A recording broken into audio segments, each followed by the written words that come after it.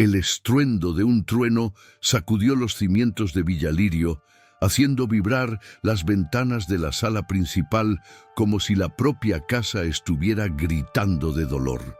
En medio de la penumbra, iluminada solo por los relámpagos intermitentes que rasgaban el cielo, Helena, de 55 años, se encontraba acorralada contra la pared de caoba. Su vestido negro de luto, antes impecable, estaba ahora desgarrado en el dobladillo y manchado de hollín y sangre seca. Su respiración era irregular, un jadeo sonoro que competía con el vendaval exterior, mientras sus manos temblorosas sostenían una vieja escopeta de caza que pesaba más que su propia conciencia. Al otro lado de la inmensa puerta de roble, los golpes eran brutales, rítmicos y violentos. No eran los golpes de alguien que pide entrar, sino los de una bestia que huele el miedo y viene a reclamar su presa. Helena sabía que la madera, aunque centenaria, no resistiría mucho más contra la furia de Roberto. Con el corazón martilleando en sus oídos, Helena desvió la mirada hacia el objeto que apretaba en su mano izquierda, sintiendo el metal frío morderle la palma. Era una llave oxidada, de aspecto arcaico y diseño retorcido, un artefacto que parecía haber sido forjado en otra época. No había cerradura visible en la habitación, solo estanterías repletas de libros y el imponente cuadro Campos Elíseos que dominaba la chimenea. Una pintura pastoral mediocre que su difunto marido, Carlos, había insistido en mantener colgada durante décadas. La ironía del momento era asfixiante. La salvación estaba en su mano, pero el mecanismo para activarla seguía siendo un misterio enloquecedor. Los golpes en la puerta se intensificaron, acompañados por el sonido de la madera astillándose, y Helena comprendió que el tiempo de la deducción había terminado. Ahora solo quedaba el instinto puro de supervivencia y una decisión que podría destruir el único legado que le quedaba. 48 horas antes, el silencio era el único sonido que se atrevía a cruzar los jardines del cementerio local bajo una llovizna persistente y gris. Helena permanecía estática frente al ataúd de caoba brillante, sintiendo cómo el agua fría se filtraba a través de su velo, enfriando una piel que ya se sentía muerta. A su alrededor, un mar de paraguas negros ocultaba rostros que murmuraban condolencias vacías, personas que habían venido más por curiosidad morbosa que por respeto genuino hacia Carlos. Se sentía desconectada de la realidad, como si estuviera observando la escena desde una gran distancia, flotando en una burbuja de incredulidad y dolor anestésico. Carlos, el ingeniero brillante, el hombre que había diseñado su vida con la precisión de un relojero, se había ido, dejándola sola en un laberinto financiero y emocional que ella ni siquiera sabía que existía hasta que el médico firmó el certificado de defunción. Una mano pesada se posó sobre su hombro derecho, rompiendo su trance con una familiaridad que le provocó un escalofrío de repulsión instantánea. Era Roberto, el hermano de Carlos, impecablemente vestido con un traje italiano que costaba más de lo que Helena tenía ahora en su cuenta bancaria. Su perfume caro y dulzón se mezclaba con el olor a tierra mojada, creando una combinación nauseabunda. Roberto inclinó la cabeza, acercando sus labios al oído de Helena bajo el pretexto de consolarla, pero su voz, suave y sibilante, carecía de cualquier calidez humana. Le susurró que no se preocupara por los trámites funerarios, que él se encargaría de todo. Pero la presión de sus dedos sobre su clavícula era demasiado firme, casi posesiva.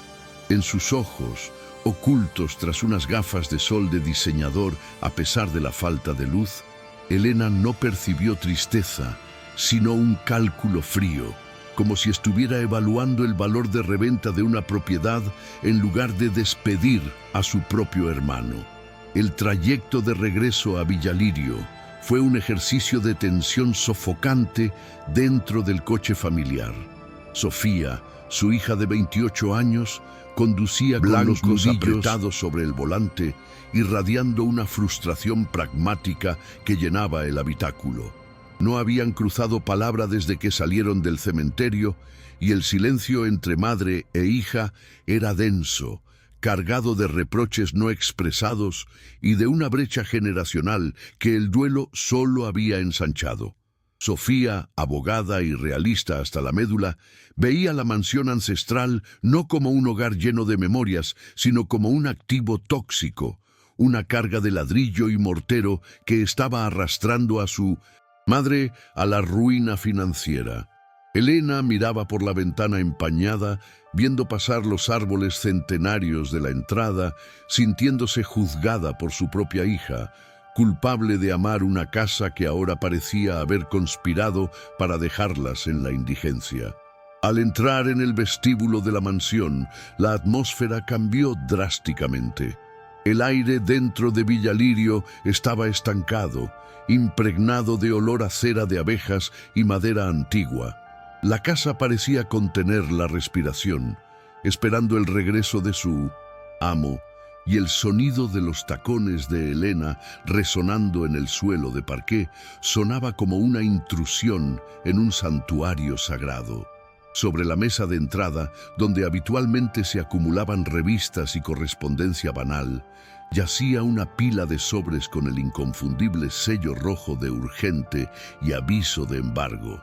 Roberto, que había entrado detrás de ellas con la confianza de un propietario, pasó un dedo crítico por el polvo de una consola, observando las cartas con una mueca de satisfacción apenas disimulada.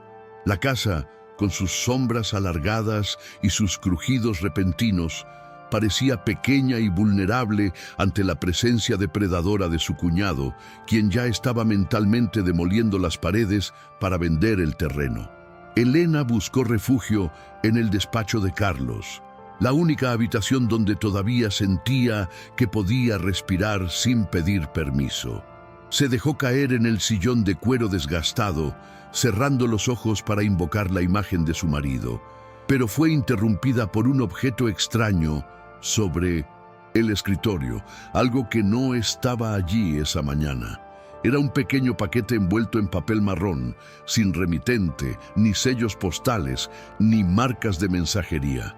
Al acercarse, el aroma la golpeó con la fuerza de un recuerdo físico.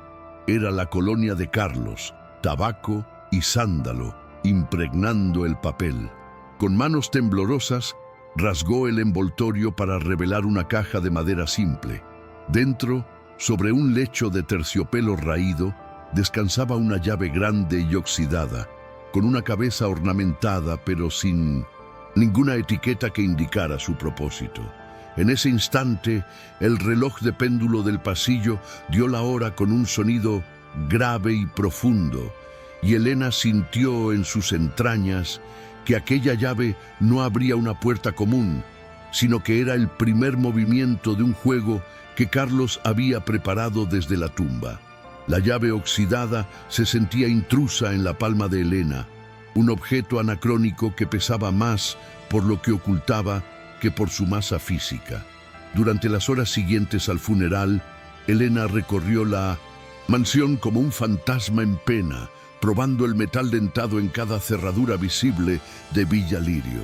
Intentó abrir las puertas de las habitaciones de invitados, los armarios de ropa blanca que olían a lavanda y naftalina, e incluso el antiguo escritorio secreter donde Carlos solía guardar sus planos de ingeniería. Nada encajaba. La llave era demasiado grande para los mecanismos modernos y demasiado extraña para los antiguos. Sus dientes parecían diseñados para una geometría imposible. Cada intento fallido aumentaba su sensación de impotencia, transformando la esperanza inicial de un mensaje póstumo en la amarga confirmación de que su marido, en sus últimos días, había sucumbido a la demencia senil que tanto temía, dejándole un acertijo sin solución en lugar de respuestas. Villa Lirio, que alguna vez fue un símbolo de estatus y prosperidad en la región, Ahora parecía una bestia moribunda que respiraba con dificultad a su alrededor. Las cortinas de terciopelo pesado estaban descoloridas por décadas de sol inclemente, y el papel tapiz de las esquinas se despegaba como piel muerta, revelando el yeso húmedo debajo. Elena caminaba por el pasillo principal y podía escuchar el asentamiento de la casa, crujidos y gemidos estructurales que sonaban como quejas articulares de un anciano. Sin los ingresos de Carlos, el mantenimiento de una propiedad histórica de tal magnitud era una quimera. La casa no era un activo, era una hemorragia financiera constante. Elena pasó la mano por la barandilla de la escalera, sintiendo el polvo acumularse bajo sus yemas, una capa gris que avanzaba implacable, conquistando cada superficie que ella ya no tenía fuerzas ni dinero para limpiar. En la mesa del comedor, bajo la mirada severa de los retratos de los antepasados de Carlos, la realidad financiera se desplegaba en una obscena colección de papel blanco y facturas vencidas. Elena se sentó frente a la montaña de deudas, con las gafas de lectura deslizándose por su nariz, tratando de encontrar un error matemático que la salvara, pero los números eran despiadadamente precisos. Las cuentas bancarias estaban vacías, drenadas sistemáticamente durante los últimos 2 años sin su conocimiento. Había préstamos hipotecarios, líneas de crédito al máximo y notificaciones de agencias de cobro cuyos nombres sonaban más a amenazas callejeras que a instituciones financieras legítimas. La traición de Carlos dolía más que su ausencia. No solo la había dejado sola, sino que la había dejado desarmada frente a un ejército de acreedores que no tendrían piedad con una viuda ingenua. Sofía entró en el comedor con el paso firme y rítmico de quien está acostumbrada a resolver problemas en tribunales, trayendo consigo el aroma aséptico de la modernidad y el café recién hecho. Dejó una taza humeante frente a su madre, pero su gesto de cuidado venía acompañado de una carpeta azul de plástico que contrastaba violentamente con la madera noble de la mesa. Elena sabía lo que contenía sin necesidad de abrirla: folletos de apartamentos pequeños en la ciudad, residencias asistidas y contactos de agentes inmobiliarios especializados en liquidaciones rápidas. Para Sofía, la ecuación era simple y libre de sentimentalismos. La casa era la causa del problema y su venta era la única solución lógica. Miró a su madre con una mezcla de compasión y exasperación, incapaz de entender por qué Elena se aferraba a las paredes de un naufragio que amenazaba con arrastrarlas a ambas al fondo. La discusión fue inevitable, aunque se desarrolló en un tono bajo y doloroso, lleno de silencios que cortaban más que los gritos.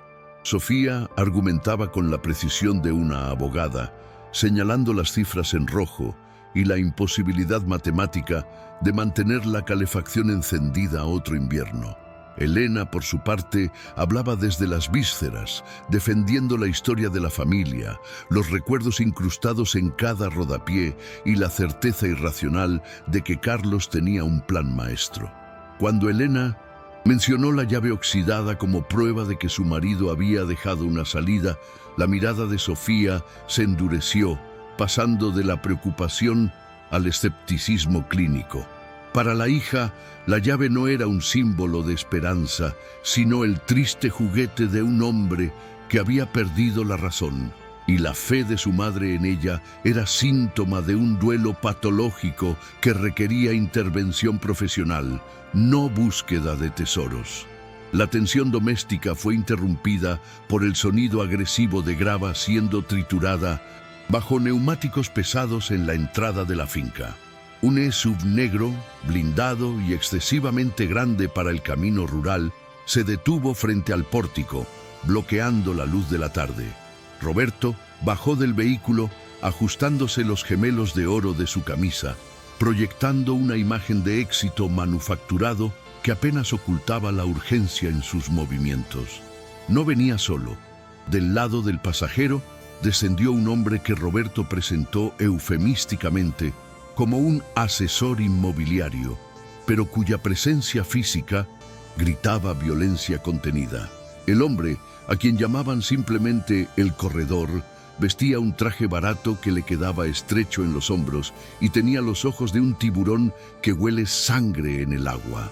Elena sintió un nudo en el estómago.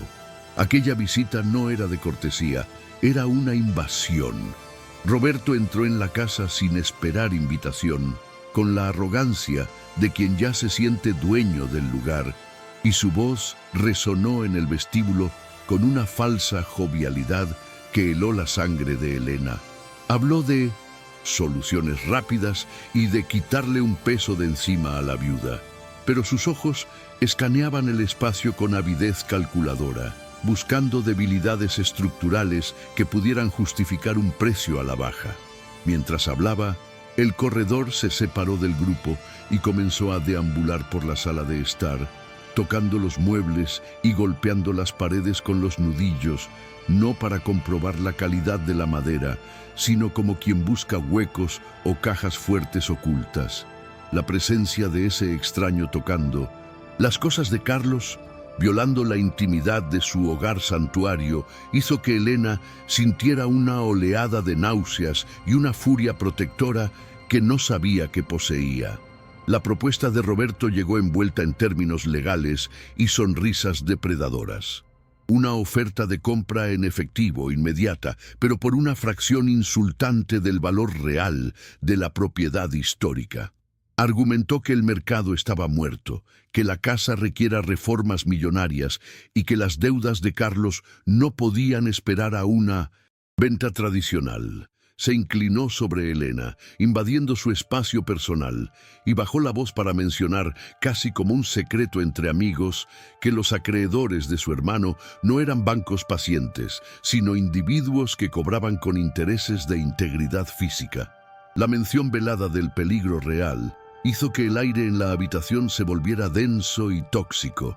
Roberto no estaba ofreciendo una salida, estaba ofreciendo un salvavidas de plomo a alguien que se estaba ahogando, sabiendo que ella lo agarraría por pura desesperación. Mientras Roberto desplegaba los documentos de venta sobre una mesa auxiliar, el corredor se detuvo frente a la chimenea, mirando con desdén el cuadro de los Campos Elíseos. Hizo un comentario burlón sobre el gusto artístico de Carlos, sugiriendo que la pintura valía menos que el marco que la sostenía.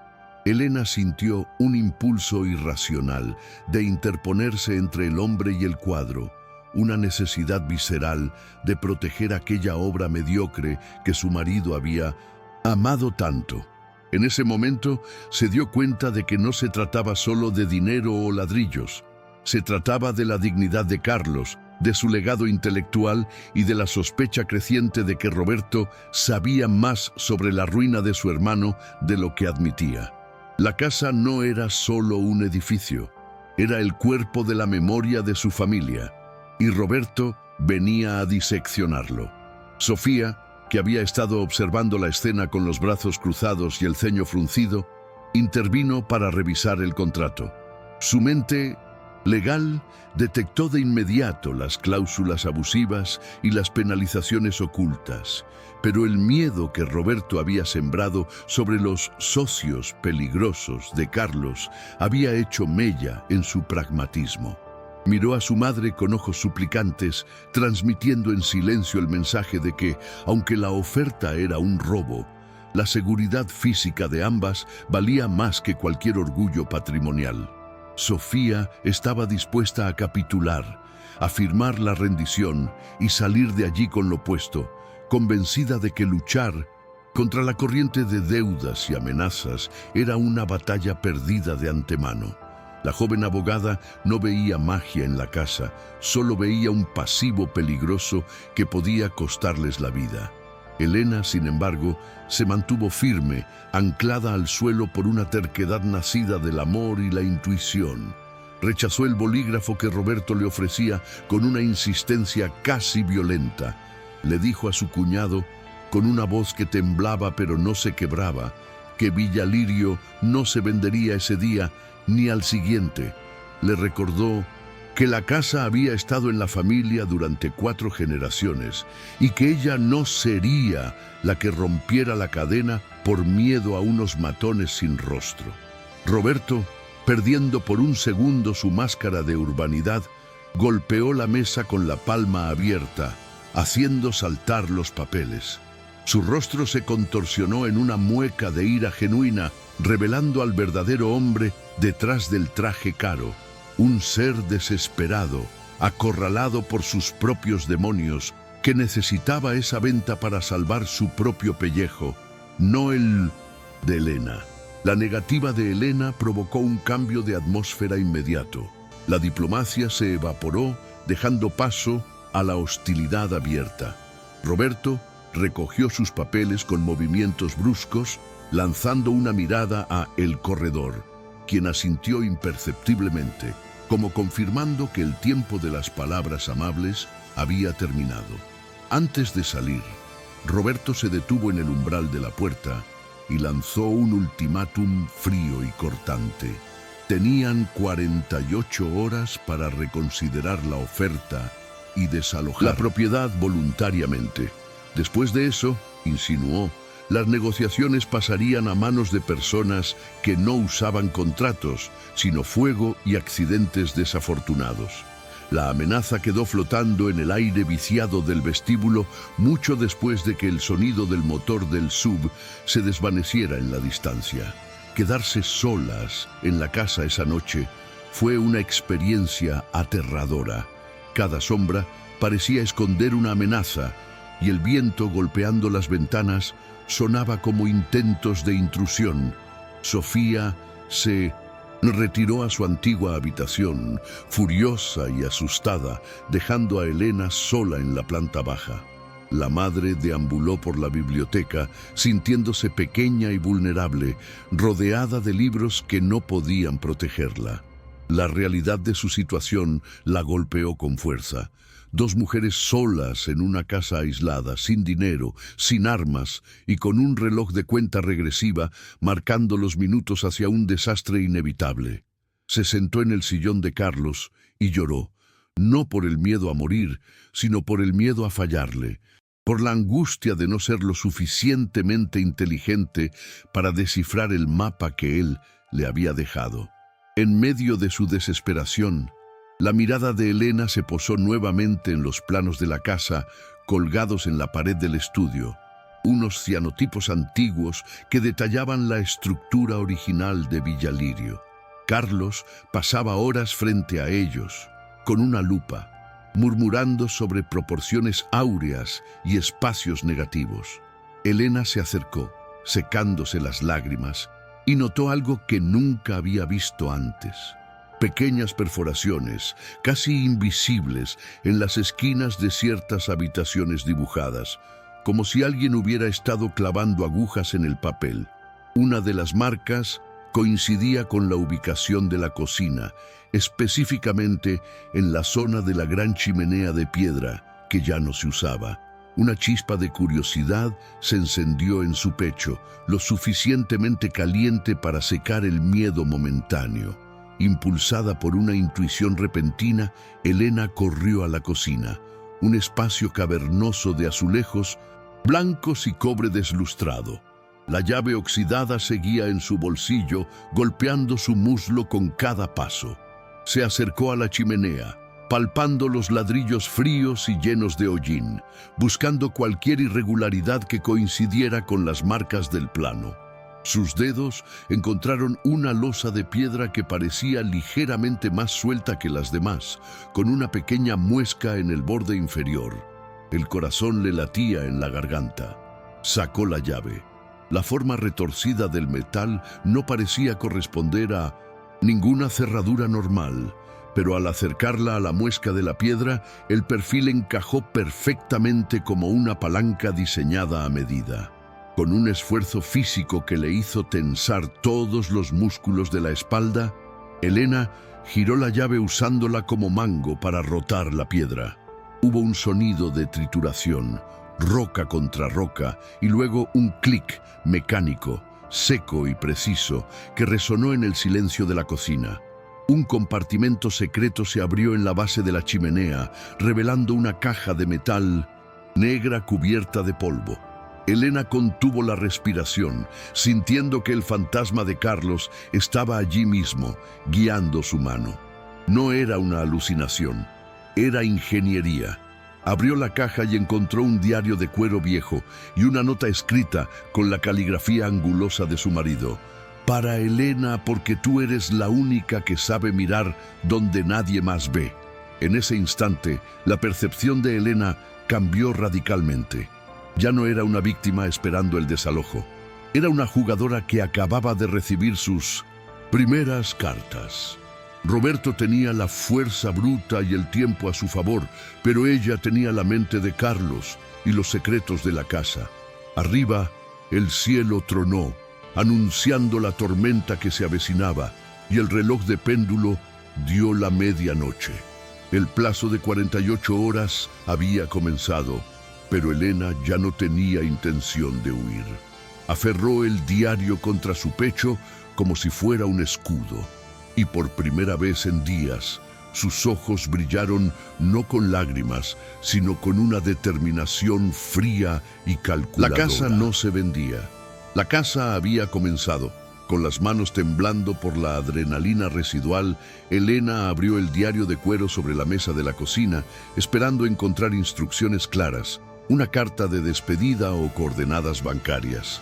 Lo que halló, sin embargo, fue un caos de diagramas técnicos, secuencias numéricas y bocetos arquitectónicos que parecían trazados por una mente febril. Las páginas no contenían una narrativa lineal, sino un laberinto de criptografía que mezclaba ecuaciones de ingeniería estructural con fechas significativas de la historia familiar. No era un mapa del tesoro, era un manual de operaciones para una máquina compleja que Elena no sabía cómo pilotar. La tinta estaba corrida en algunos puntos, sugiriendo que Carlos había escrito esto con prisa y miedo. Y la complejidad de los acertijos iniciales golpeó a Elena con la fuerza de un muro de ladrillos, transformando su determinación momentánea en una duda asfixiante sobre su propia capacidad. Intelectual, intentó descifrar la primera página, que mostraba un dibujo detallado del vestíbulo principal superpuesto con símbolos del zodíaco y anotaciones en latín. Reconoció la letra de Carlos, pero la sintaxis era ajena, fragmentada, como si él estuviera hablando en un código que solo ellos dos deberían entender, pero que ella había olvidado. Cada minuto que pasaba, mirando los garabatos sin comprenderlos, sentía que el tiempo se escurría, un recurso precioso que Roberto estaba dispuesto a agotar. La euforia del descubrimiento del compartimento secreto se disipó rápidamente, reemplazada por la fría realidad de que tener el mapa no servía de nada si no se hablaba el idioma del cartógrafo. Elena se pasó las manos por el cabello, manchándose la frente de hollín, sintiendo el peso de la casa converger sobre ella. El sonido de pasos rápidos en el pasillo la sobresaltó, haciéndola cerrar el diario de golpe como si estuviera cometiendo un crimen. Sofía apareció en el umbral de la cocina, con los ojos hinchados por el llanto y una expresión de incredulidad al ver a su madre cubierta de suciedad frente a la chimenea desmontada.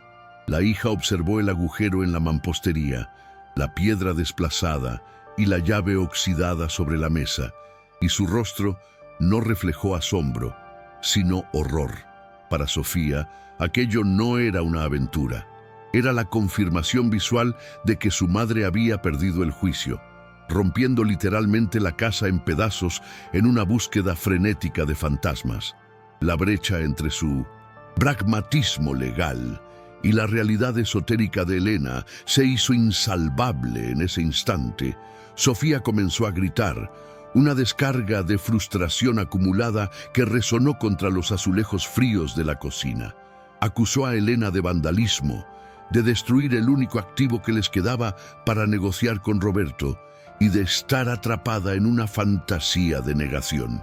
Elena intentó explicarle, abrió el diario para mostrarle los diagramas, pero Sofía solo vio garabatos incoherentes, la prueba definitiva de la demencia de Carlos y la inestabilidad de Elena. La hija, temblando de ira y miedo, agarró su teléfono móvil para llamar a Roberto y aceptar la oferta, decidida a poner fin a la locura antes de que la casa perdiera más valor. Elena se levantó para detenerla, pero se congeló cuando vio la pantalla del teléfono de Sofía. Sin servicio. Antes de que pudieran procesar la falta de señal, las luces de la cocina parpadearon una vez y luego se apagaron por completo, sumiendo la estancia en una oscuridad absoluta y repentina. No fue un apagón progresivo ni una bombilla fundida. Fue un corte seco, quirúrgico, que se extendió por toda la mansión como una ola de tinta negra. El zumbido constante del refrigerador cesó, y el silencio que siguió fue más aterrador que los gritos de la discusión. Elena tanteó en la oscuridad hasta encontrar la mano de su hija, que estaba fría y rígida. Ya no se trataba de fantasmas o delirios. Alguien había cortado la electricidad deliberadamente desde el exterior, y ese acto transformó instantáneamente Villalirio de un hogar en una jaula. Elena encendió una vela que guardaba en el cajón de emergencias, y la pequeña llama proyectó sombras largas y danzantes que hacían parecer que las paredes se cerraban sobre ellas. Sofía, ahora visiblemente asustada, corrió hacia la ventana para mirar hacia el camino de entrada. A través de la lluvia que empezaba a caer con fuerza, vieron una silueta inmóvil junto al poste de luz de la propiedad. No hacía nada, solo estaba allí, de pie bajo un paraguas negro, mirando hacia la casa. Era el corredor, el matón de Roberto, enviando un mensaje claro sin necesidad de palabras. El aislamiento había comenzado y no había salida fácil. La presencia física del peligro exterior obligó a Sofía a retroceder, uniendo a madre e hija en un miedo compartido que superaba sus diferencias. Con la electricidad cortada, la casa se volvió hostil. La temperatura comenzó a descender rápidamente y los ruidos estructurales se amplificaron en la oscuridad. Elena comprendió que Roberto no iba a esperar las 48 horas prometidas. Estaba acelerando el proceso, aplicando presión psicológica y física para quebrarlas esa misma noche. Volvió su atención al diario, acercando la vela a las páginas, sabiendo que la única forma de encender la luz nuevamente era resolver el enigma que Carlos había dejado. Sofía, aunque todavía escéptica, se sentó junto a ella, iluminando el papel con la linterna de su móvil, entendiendo que por el momento descifrar aquel libro era su única actividad posible mientras estaban sitiadas. Elena logró identificar una referencia repetida en los márgenes de la primera página. Tempus fugit, escrito junto a un dibujo esquemático del péndulo del gran reloj de pie que dominaba el pasillo. Carlos había estado obsesionado con ese reloj, prohibiendo a cualquiera que lo tocara bajo el pretexto de que era una antigüedad delicada. Ahora, Elena veía la prohibición como una medida de seguridad. El diario indicaba una hora específica, las 03:15, la hora exacta en que nació Sofía, pero escrita en un formato que requiera mover las agujas en sentido contrario. Era una instrucción precisa, mecánica, que requería interacción física con la casa. Armadas con la vela y la linterna, las dos mujeres se dirigieron al pasillo principal. El reloj de pie se alzaba en la penumbra como un sarcófago vertical, su tic-tac marcando un ritmo lento y solemne que parecía burlarse de su prisa. Elena abrió la caja de cristal del reloj, sintiendo el aire frío que emanaba de su interior. Sofía sostenía la luz, sus manos temblaban tanto que el haz bailaba sobre la esfera de bronce. Elena agarró la aguja de los minutos, sintiendo una resistencia inusual, como si el mecanismo estuviera conectado a algo mucho más pesado que simples engranajes de tiempo. Con sumo cuidado, Elena giró la aguja hacia atrás, llevando el tiempo en reversa hasta marcar las 3:15. Al llegar a la posición exacta, se escuchó un chasquido metálico profundo, seguido por el sonido de cadenas moviéndose dentro de las paredes del pasillo. No fue una apertura suave. La casa entera vibró y el suelo bajo sus pies tembló como si un tren subterráneo pasara justo debajo de los cimientos.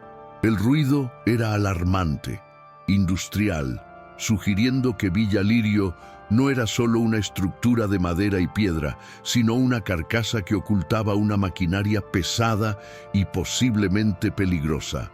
De repente, el péndulo se detuvo en seco y un pequeño panel de madera en el lateral del reloj se disparó hacia afuera con la fuerza de un resorte, cayendo al suelo con estrépito. Elena se agachó para recoger lo que había salido. No era dinero, ni joyas, ni documentos legales. Era una pieza de cristal tallado, una lente gruesa y convexa montada en un marco de cobre. Sofía miró el objeto con decepción, esperando una solución rápida a sus problemas financieros, pero Elena sintió una oleada de validación. Carlos les había dado una herramienta, no una respuesta, lo que significaba que el juego era mucho más complejo de lo que imaginaba. Sin embargo, la victoria fue efímera. Un olor a quemado comenzó a emanar del interior del reloj y un hilo de humo negro salió de las juntas de la madera. Elena se dio cuenta con horror de que el mecanismo tenía un sistema de seguridad. Al forzar los engranajes, algo se había sobrecalentado o roto intencionalmente. El diario contenía una advertencia en la siguiente página que ella no había leído a tiempo. Cuidado con la fricción, la verdad es inflamable. Habían activado el primer paso, pero al hacerlo habían dañado el sistema, y ahora la casa sabía que estaban manipulando sus entrañas. El sonido de un golpe seco en la puerta trasera de la cocina las hizo girar en redondo. Alguien estaba probando las cerraduras. Roberto o su hombre no se limitaban a cortar la luz. Estaban buscando puntos de acceso. Sofía agarró un atizador de la chimenea cercana, su instinto de abogada reemplazado por el de supervivencia básica. Elena, aferrando la lente y el diario, entendió que no podían quedarse en el pasillo expuesto. La casa era su único refugio, pero también era un rompecabezas que podía matarlas si cometían otro error. Corrieron hacia la biblioteca, cerrando las pesadas puertas dobles y arrastrando una silla para trabar los pomos. En la seguridad relativa de la habitación llena de libros, Elena examinó la lente a la luz de la vela. Al mirar a través de ella hacia el diario, las letras, confusas, se reordenaban ópticamente, revelando palabras claras ocultas en la distorsión. La lente era un decodificador. Leyó la frase revelada: lo que ves no es lo que es. La estructura miente para proteger la verdad.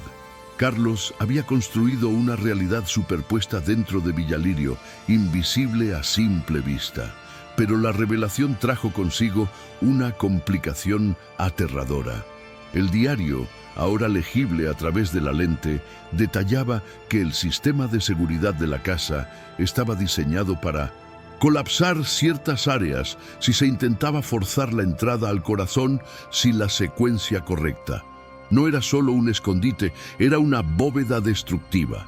Al manipular el reloj, habían iniciado un temporizador de bloqueo. Si no encontraban la siguiente llave o código en menos de una hora, los mecanismos internos sellarían el acceso al secreto para siempre, o peor, derrumbarían el ala este de la casa sobre sus cabezas.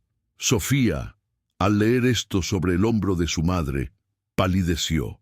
La situación había escalado de una búsqueda del tesoro excéntrica a una situación de rehenes con una bomba de tiempo arquitectónica. «Mamá, esto no es un legado, es una trampa», susurró. Elena miró a su hija y luego al cuadro de los Campos Elíseos sobre la chimenea de la biblioteca. Sabía que Sofía tenía razón, pero también sabía que no había vuelta atrás. Roberto estaba afuera esperando para destruirlas y la casa estaba adentro esperando para aplastarlas. La primera complicación no era solo la dificultad de los acertijos, sino la naturaleza letal del juego. Elena comprendió que Carlos no solo había escondido una fortuna, había convertido su hogar en una prueba de carácter mortal. Si querían sobrevivir a la noche, tendrían que ser más inteligentes que el ingeniero que construyó la trampa y más rápidas que el criminal que quería activarla.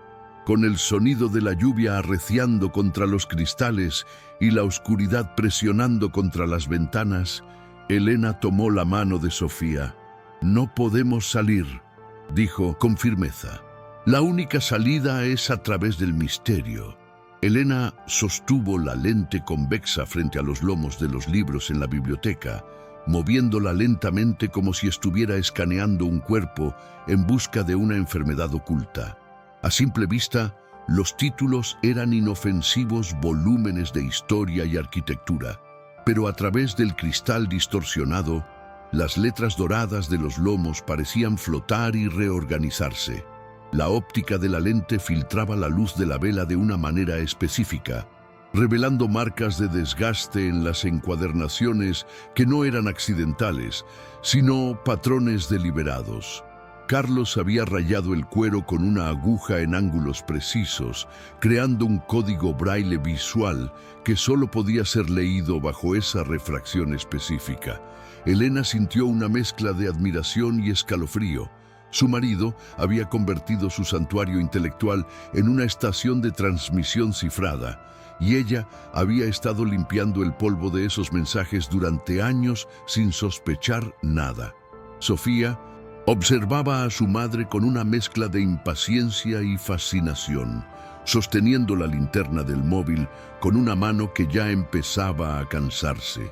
La hija, entrenada en la lógica fría de los contratos y las leyes, luchaba por procesar la realidad de que su herencia no era una cuenta bancaria, sino una gincana de mente. Sin embargo, al ver cómo Elena extraía un libro específico titulado La arquitectura del engaño, Sofía no pudo evitar acercarse. Al abrir el volumen, encontraron que las páginas centrales habían sido pegadas para formar un bloque sólido, y en el centro, un hueco recortado albergaba un pequeño cilindro de metal con ranuras numéricas, similar a un cryptex de juguete, pero con un peso industrial que sugería un propósito serio. El sonido de un cristal rompiéndose en la planta baja hizo que ambas mujeres se congelaran. El ruido agudo atravesó el silencio de la biblioteca como un disparo. El viento aulló a través de la brecha recién abierta en la seguridad de la casa, trayendo consigo el olor a tierra mojada y la certeza de que el perímetro había sido violado. No era un robo común, era una táctica de intimidación. Roberto no necesitaba entrar todavía, solo quería demostrar que podía hacerlo cuando quisiera, erosionando su sensación de seguridad capa por capa. Elena apagó la vela de un soplo instintivo, sumiendo la habitación en una penumbra grisácea, y arrastró a Sofía hacia la sombra de una estantería alta, con el corazón latiendo tan fuerte que temía que el sonido la delatara. Desde su escondite escucharon la voz de Roberto amplificada por la acústica del vestíbulo vacío, gritando el nombre de Elena con una familiaridad burlona que resultaba obscena. Les recordaba que el tiempo corría, que la oferta seguía en pie, pero que el precio bajaba con cada hora de resistencia. Sus palabras estaban cargadas de veneno, mencionando detalles sobre la vida de Sofía, sobre su apartamento en la ciudad y sus rutas habituales, una amenaza velada que indicaba que la vigilancia había comenzado mucho antes del funeral. Sofía apretó los puños, la ira desplazando al miedo, dándose cuenta de que su tío no era solo un oportunista codicioso, sino un depredador que había estado acechando a su propia familia como una araña paciente. Cuando los pasos de Roberto se alejaron crujiendo sobre la grava exterior, Elena encendió la linterna del móvil de Sofía, cubriendo el foco con la mano para atenuar la luz.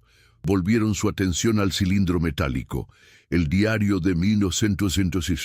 Carlos contenía una serie de fechas históricas anotadas al margen de un dibujo de la fachada de la casa.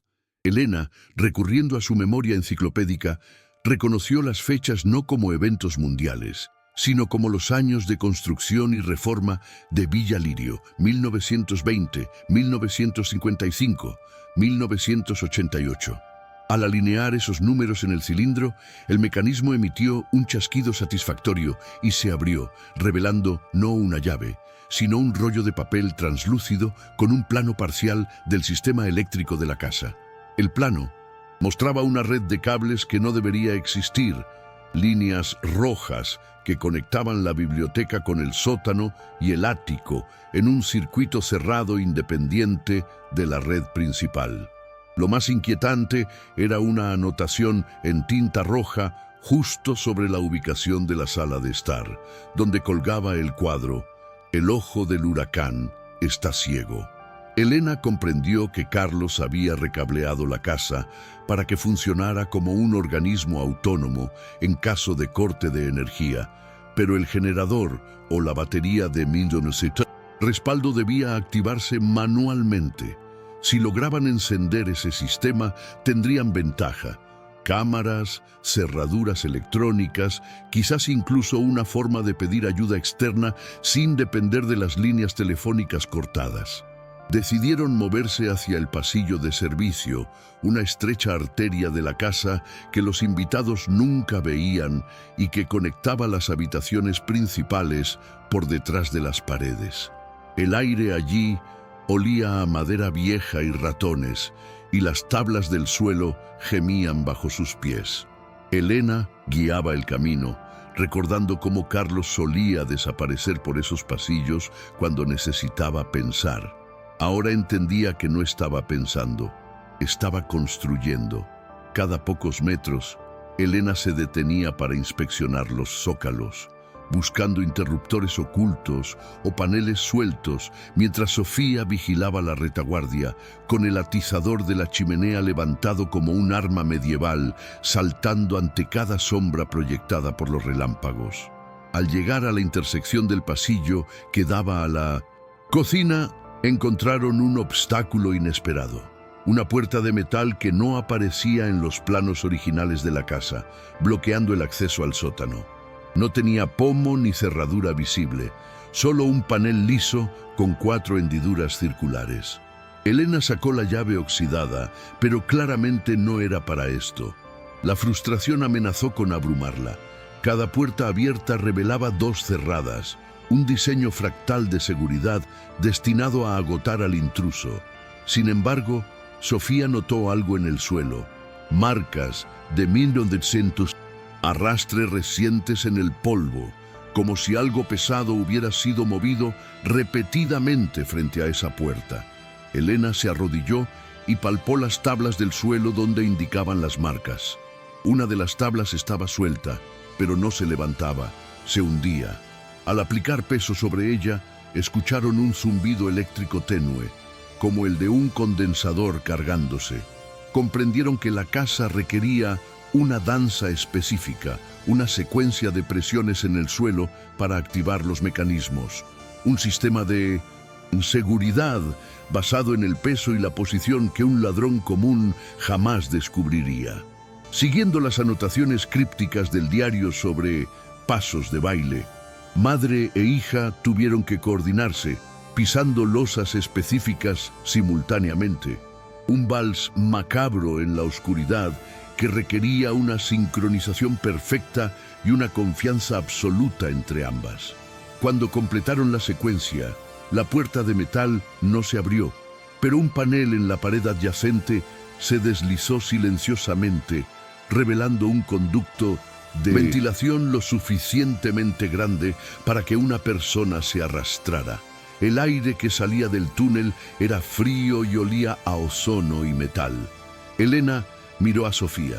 Ninguna de las dos quería entrar en esa boca oscura, pero el sonido de un golpe fuerte en la puerta principal, esta vez con un ariete improvisado o una maza, les recordó que la alternativa era enfrentarse a Roberto. Elena entró primero, arrastrándose sobre los codos, sintiendo la claustrofobia cerrar su garganta, rezando para que el túnel no fuera una trampa mortal diseñada para asfixiar a los curiosos. Dentro del conducto, el ruido de la tormenta se amortiguaba, reemplazado por el sonido de su propia respiración y el roce de la ropa contra el metal galvanizado. Elena encontró una bifurcación y, guiándose por una flecha apenas visible grabada en el metal, giró a la izquierda. El túnel desembocó en una pequeña sala de observación oculta detrás de la pared del salón principal.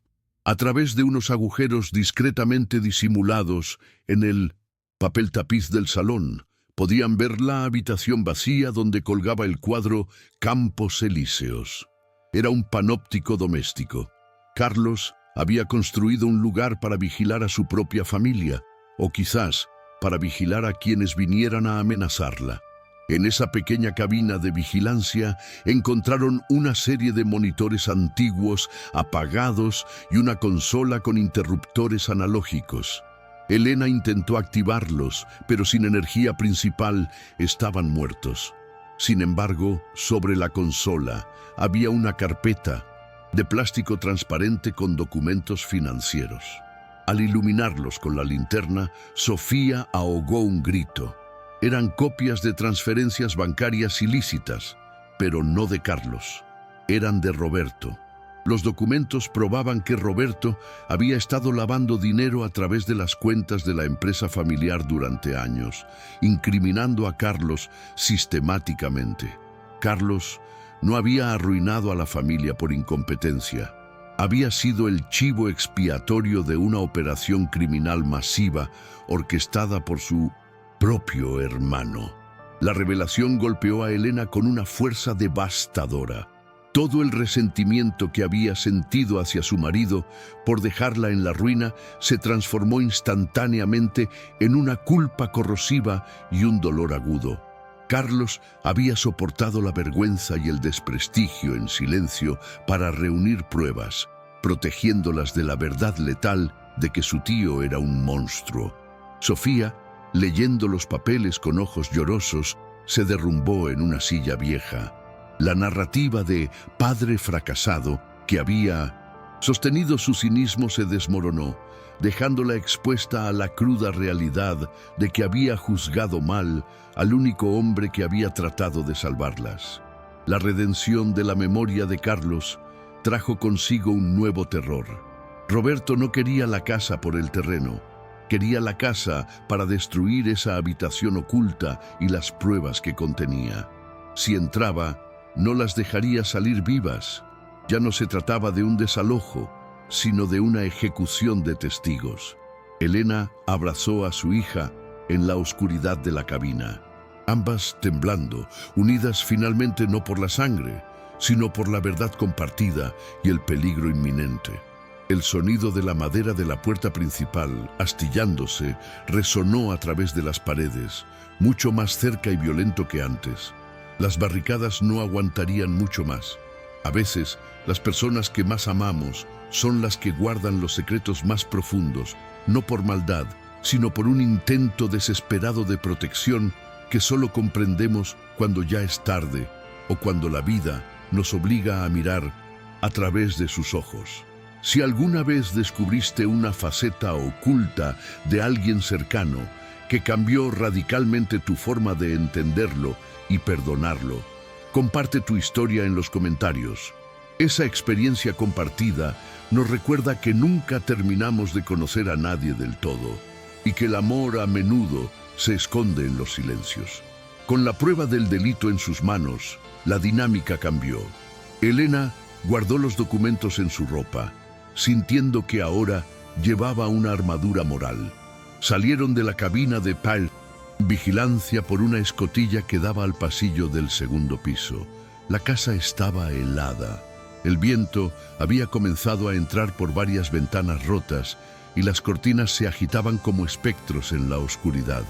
Necesitaban llegar al ático, donde el diario indicaba que estaba el cerebro del sistema de seguridad, el único lugar desde donde podían bloquear la casa internamente y activar las defensas pasivas que Carlos había diseñado.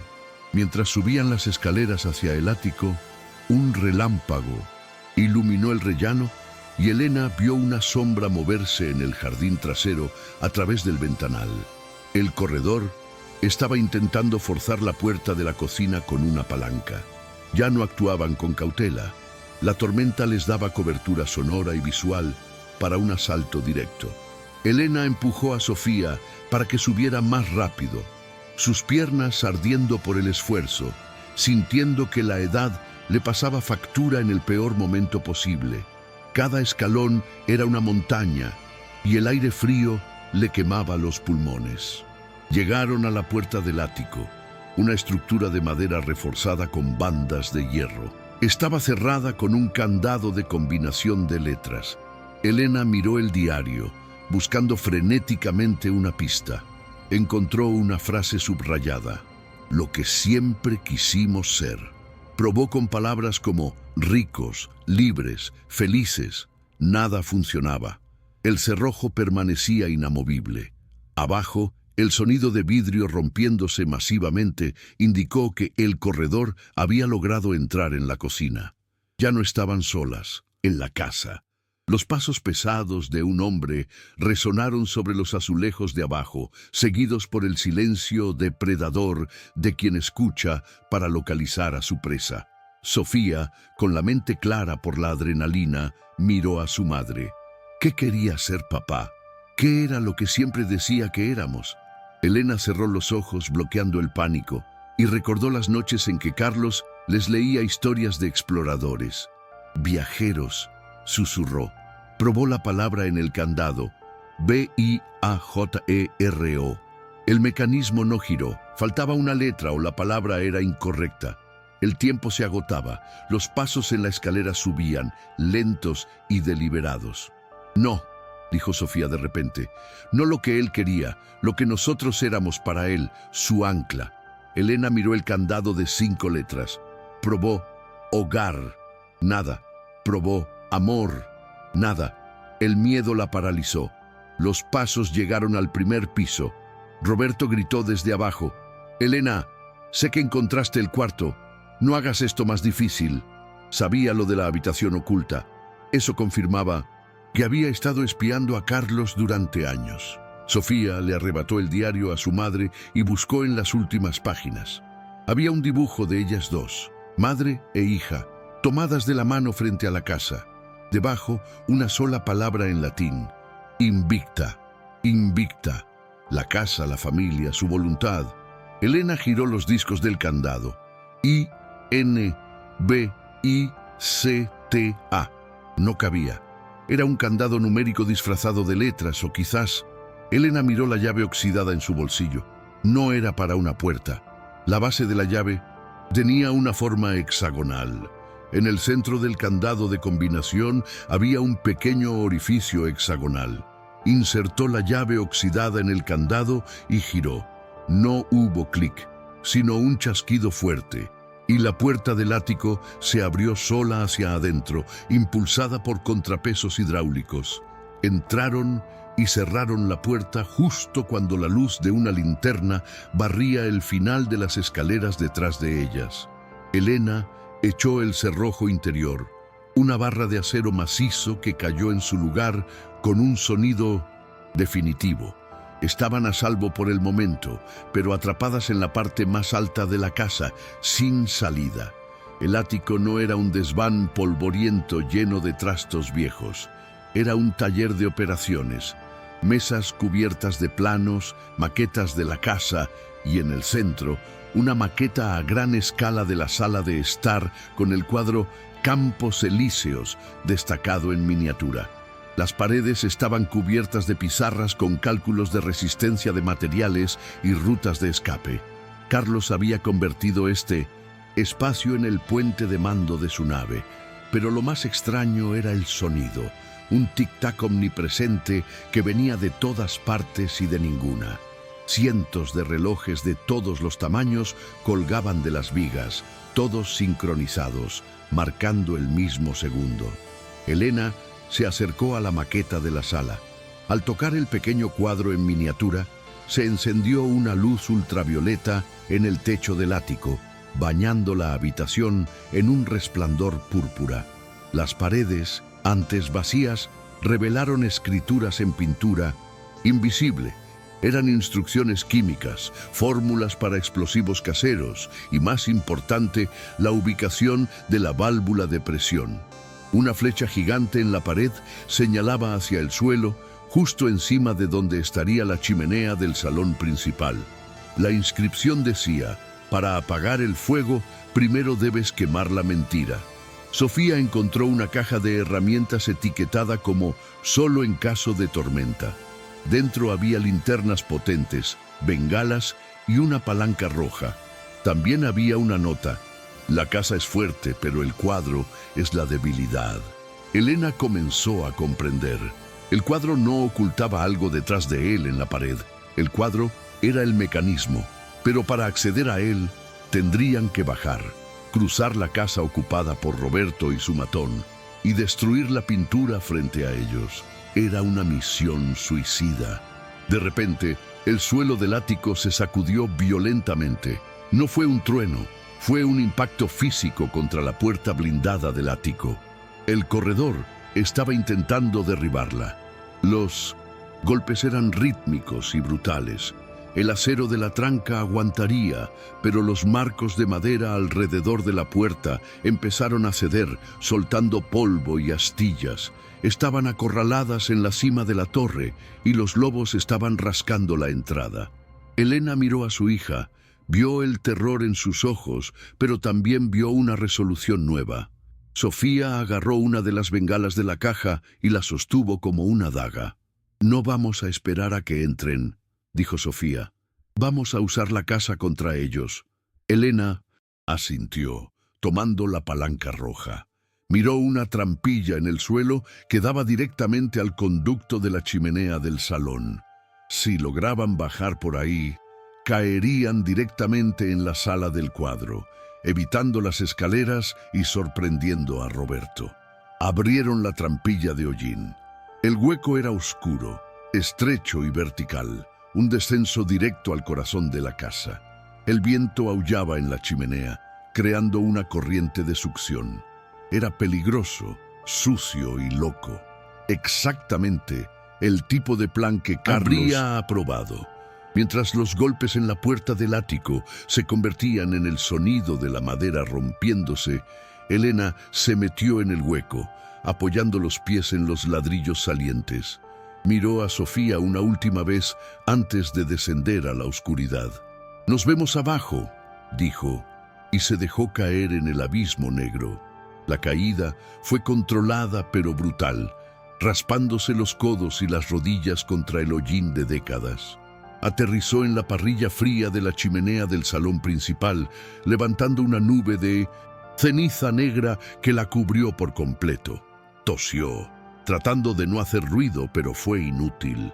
En el salón, iluminado por los relámpagos, Roberto estaba de pie frente al cuadro Campos Elíseos, con un cuchillo en la mano, a punto de rasgarlo por pura frustración. Al ver a Elena surgir de la chimenea como un demonio de ceniza, gritó de sorpresa y retrocedió, tropezando con una mesa.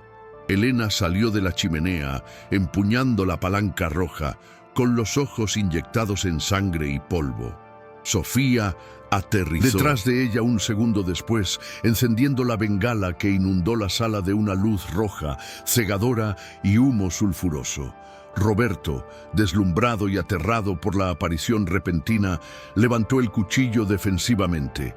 «Estás loca, Elena», gritó, su voz rompiéndose por el miedo real. «Se acabó, dame los papeles».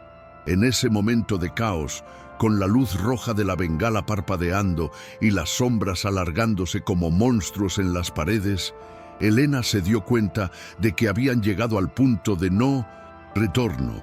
No había negociación posible.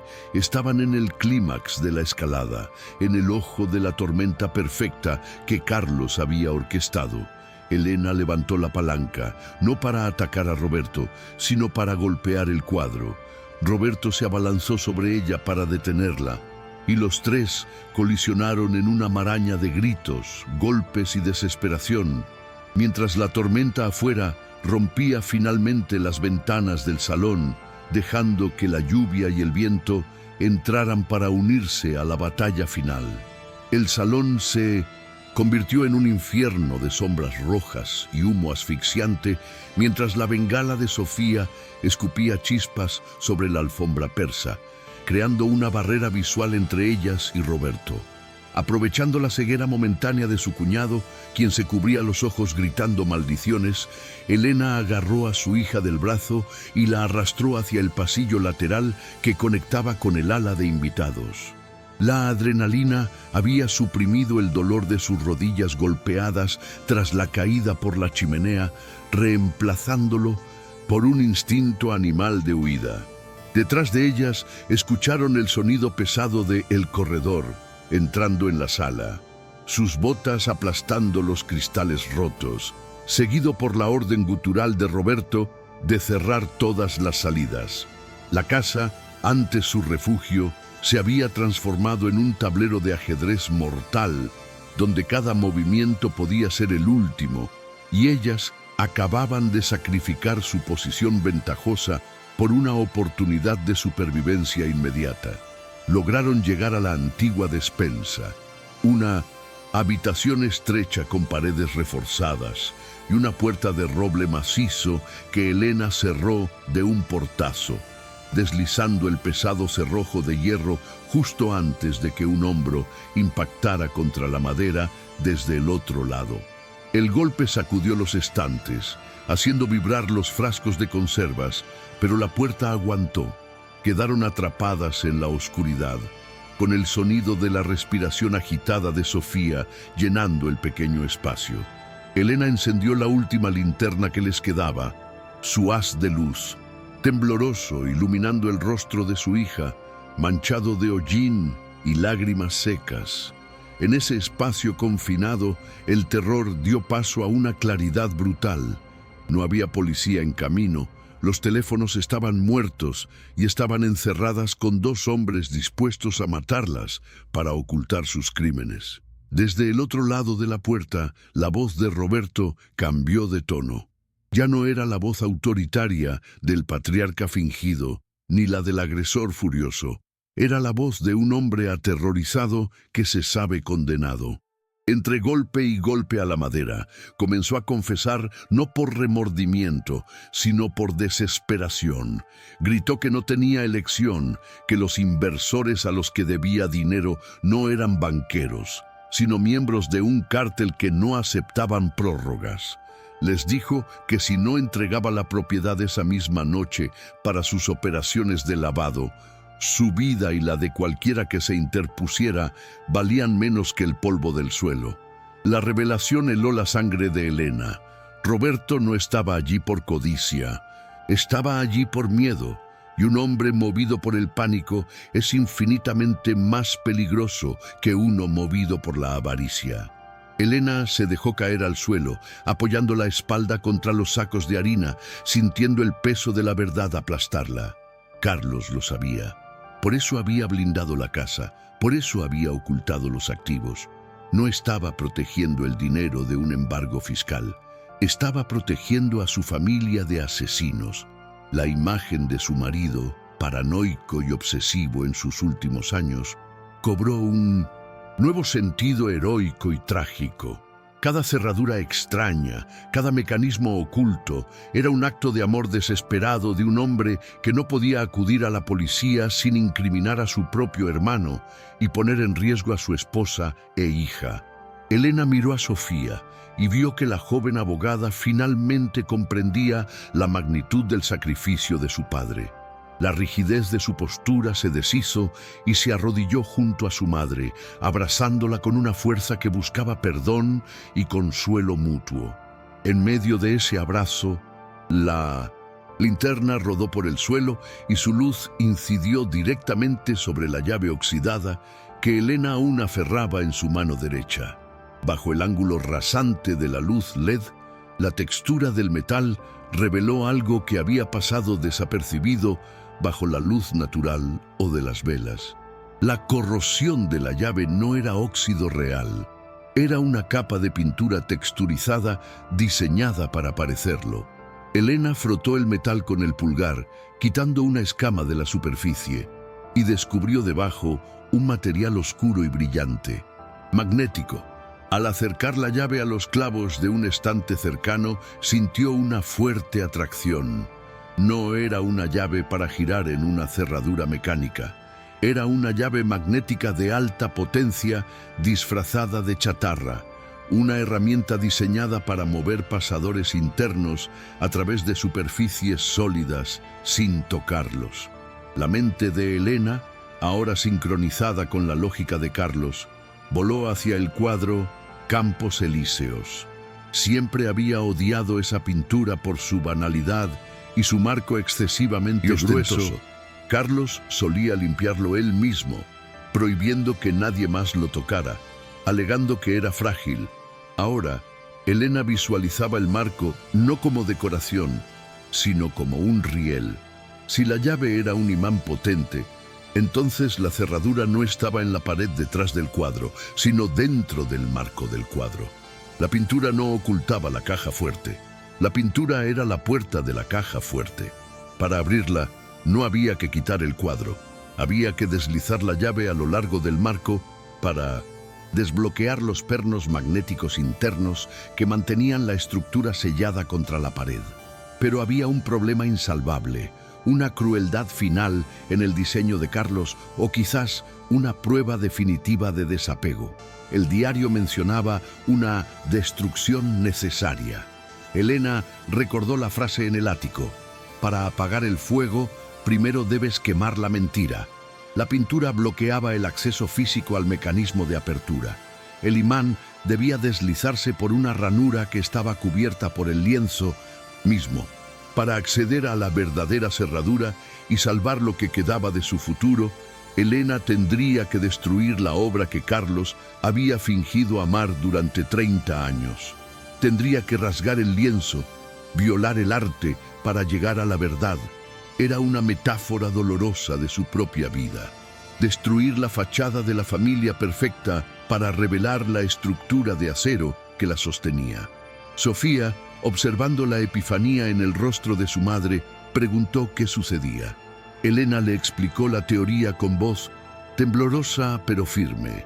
La herencia no estaba en un banco, estaba incrustada en la casa, y la única forma de sacarla y terminar con la pesadilla era volver al salón, enfrentarse a Roberto y destruir el cuadro frente a sus ojos. Sofía miró la puerta de la despensa, que seguía vibrando bajo los golpes de su tío, y luego miró a su madre. En los ojos de la joven ya no había duda ni condescendencia, solo la determinación fría de quien ha decidido sobrevivir. Si papá construyó esto para nosotras, dijo Sofía, tomando un cuchillo de cocina del estante, entonces vamos a usarlo para enterrar a Roberto. El plan era una locura. Tenían que salir de su refugio seguro, correr hacia el lugar donde estaban los atacantes y realizar una operación de precisión bajo presión letal. Pero quedarse allí era esperar la muerte. Roberto eventualmente derribaría la puerta o prendería fuego a la casa para hacerlas salir. La única salida era a través del conflicto. Elena se puso de pie, sintiendo una nueva fuerza en sus piernas. El luto que la había paralizado durante días se había transformado en combustible. Ya no era la viuda que lloraba, era la matriarca que protegía su territorio. Se ajustó el vestido desgarrado, agarró la llave magnética como si fuera una granada y asintió a su hija. Elena se acercó a la puerta y escuchó. Los golpes habían cesado momentáneamente. Roberto estaba discutiendo con el corredor sobre si usar o no gasolina. Era ahora o nunca. Elena sabía que la sorpresa era su única arma. Carlos había diseñado la casa como un laberinto, pero también como un arma, y ellas eran las operadoras. Al salir, susurró Elena, tú distraes al matón, yo voy por el cuadro. No te detengas por nada, Sofía. Si caigo, tú tomas la llave y terminas el trabajo. Sofía negó con la cabeza, con lágrimas en los ojos, pero aceptó el cuchillo. Nadie va a caer hoy, mamá. Vamos a recuperar nuestra casa. Con una cuenta regresiva silenciosa marcada por el latido de sus corazones, Elena descorrió el cerrojo de hierro con un movimiento fluido. La puerta se abrió de golpe, no por ellas, sino por una patada de el corredor justo en ese instante. El hombre, sorprendido porque la puerta cediera, tropezó hacia adelante, perdiendo el equilibrio. Sofía aprovechó el error con la ferocidad de una leona, lanzándole un frasco de conservas a la cara que estalló en una lluvia de vidrio y vinagre, cegándolo momentáneamente. Elena no esperó a ver el resultado. Se lanzó al pasillo, corriendo hacia el salón principal, donde el resplandor rojo de la bengala agonizante marcaba el objetivo. Correr por el pasillo de su propia casa se sintió como atravesar una trinchera de guerra. Los relámpagos iluminaban el camino en destellos estroboscópicos y el trueno ahogaba el sonido de sus propios pasos.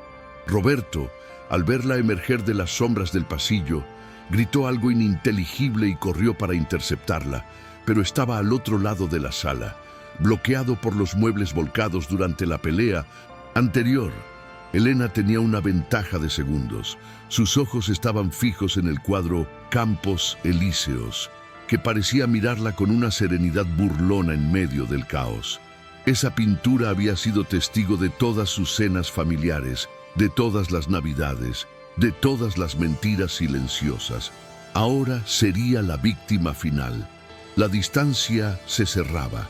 Elena podía ver los detalles de la pintura, las pinceladas torpes de los árboles, el cielo azul pastel que nunca se correspondía con el clima real de la región.